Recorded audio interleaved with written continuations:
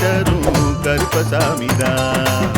புளியரை நீங்க வாங்க சந்ததி தழைக்கும், புண்ணியத்தை வாங்கிட்டு போங்க நிம்மதி பிறக்கும். புளியரை நீங்க வாங்க சந்ததி தழைக்கும், புண்ணியத்தை வாங்கிட்டு போங்க நிம்மதி பிறக்கும்.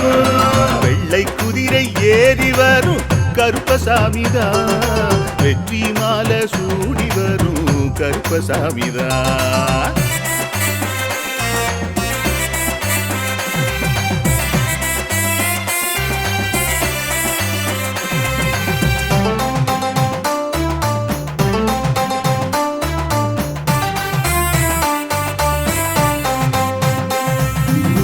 ராமரோட பரம்பரை தானே புளியரை கருப்பசாமி, ஐயப்பசாமி சித்தரோட அருள் வாக்கு.